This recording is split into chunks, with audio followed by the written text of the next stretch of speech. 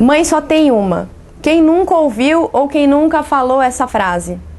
Pois é, mas a gente sabe que a família tradicional, mãe, pai e filho, está perdendo espaço para novos arranjos familiares, que são os filhos de casais homoafetivos, por exemplo.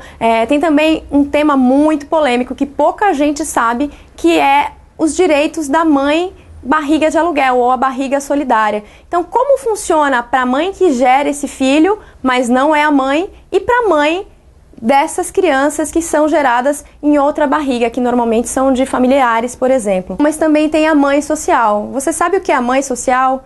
Eu não sabia antes de fazer essa matéria. Tem também a mãe detenta, ou seja, a mulher que está presa e que gera um filho. Qual é o direito dessa mulher quando ela está encarcerada? Quando ela tem esse filho e quando o filho ainda está na barriga. E o caso super comum, que é o que a gente conhece mais, que são as avós que criam os netos. Essa avó tem algum direito perante a lei? Bom, é isso que a gente vai ver nessa série de postagens e de vídeos em que conversamos com o promotor de justiça Marcelo Wegner, que é coordenador do Centro de Apoio Operacional da Infância e Juventude do Ministério Público de Santa Catarina. Promotor Marcelo Wegner, quais são os principais direitos da mãe detenta? A mãe detenta, ela tem direito, no local, no estabelecimento que ela estiver segregada, a um berçário, né, e a ficar com esse recém-nascido até que ele complete 6 meses, né, principalmente pela questão da amamentação. Existem alguns precedentes até da jurisprudência no sentido de autorizar, claro, dependendo da gravidade, de outras características, que em locais em que não existe essa estrutura, e que não são poucos, né, que essa mãe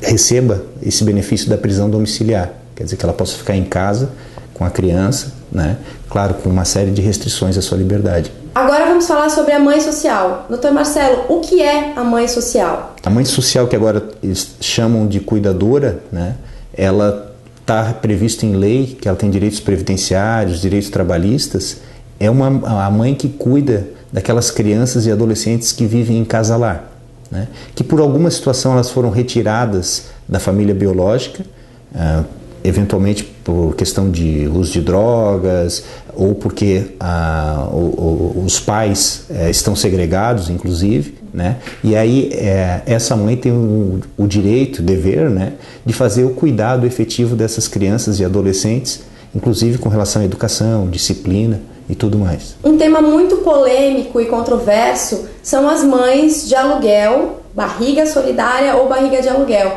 Doutor Marcelo, como é que funciona esse tipo de caso? Na verdade, no Brasil isso ainda não está regulamentado em lei, né? Embora a gente tenha a resolução do Conselho Federal de Medicina tratando do tema, inclusive limitando em relação a quem pode ser essa pessoa que vai gestar a criança, né? Então, que seria até o 4º grau, né? Então essas pessoas, elas, na verdade, a função delas como parentes, né, é uma função de algum ato de beneficente, né, mas elas não têm direitos em relação a essa relação como pai e mãe. Inclusive teve uma resolução agora há pouco do CNJ regulamentando essa questão, dizendo que os cartórios têm que fazer o registro, inclusive omitindo no registro essa condição, né? Então, na verdade, o pai e a mãe efetivamente é quem vão constar como essas figuras, né? E essa terceira pessoa que prestou esse auxílio ao casal, né, ela não teria nenhum direito, embora possa se criar algum laço de afetividade e tudo mais, né? Mas isso parte para a questão do parentesco, né? E eventualmente ela pode ser convidada como madrinha ou alguma outra questão, porque é muito comum também, né, que a gente verifica isso na prática, mas não existe nada formal ou legal em relação a essa pessoa. Um caso muito comum são de avós que desempenham o papel de mãe. Como funciona o direito dessas avós? O instituto que garante essa forma de cuidado, né, seriam através da guarda ou da tutela, né? A tutela quando os pais já estão falecidos, via de regra, a guarda quando os pais por algum motivo não podem ficar com as crianças. Então, os direitos e os deveres também, né, eles são idênticos aos dos pais biológicos, né? Então, eles têm essa obrigação com relação à educação, à disciplina, e isso pode gerar, inclusive, alguns direitos, por exemplo, a questão de planos de saúde, previdenciários, no caso do falecimento do guardião. Então, gera também consequências no campo jurídico. Também existem casos de pais que, por algum motivo, desempenham papéis de mães. Como funciona o direito dessas pessoas? Em regra, né, até pela própria Constituição Federal, os pais e as mães têm os mesmos direitos. Tá?